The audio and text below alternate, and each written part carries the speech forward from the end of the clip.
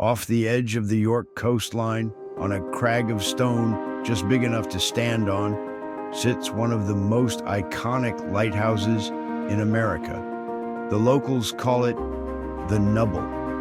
The rest of the world calls it beautiful. But this little island of granite and glass isn't just a photo op. It's a century and a half of storms, shipwrecks, resilience, and quiet pride.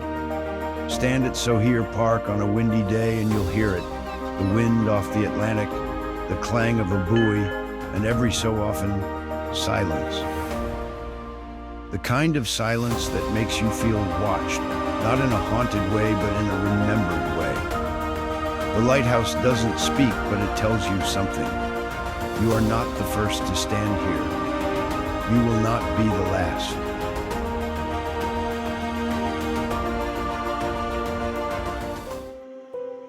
The Nubble Lighthouse was first lit in 1879.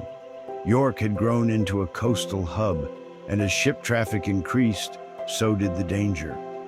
This light was built not for decoration, but for survival. Its beacon helped sailors navigate Maine's famously rocky coastline, especially in those brutal fog-heavy winters.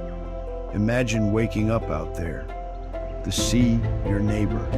The mainland, a whisper. You're the keeper of a light that never gets a day off. One man kept that lamp burning through a nor'easter so fierce he had to tie himself to the railing just to check the lens. Another raised his children there, without electricity, without phones, with only the stars for company. They weren't just employees, they were guardians. The Nubble was automated in the 1980s. No more keepers, no more rope lines or oil lamps. But the people of York didn't let it fade into the past. Every winter, they light it up, literally.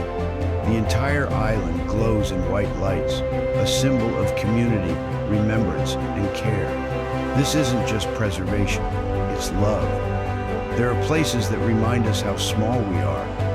The Nubble does the opposite. It reminds us what we're capable of watching over others, of standing firm when the fog rolls in, of shining even when no one's watching. York, Maine is full of stories, but none shine quite like this one. This is Walks Through Time. The past is always closer than it seems. See you in the next story.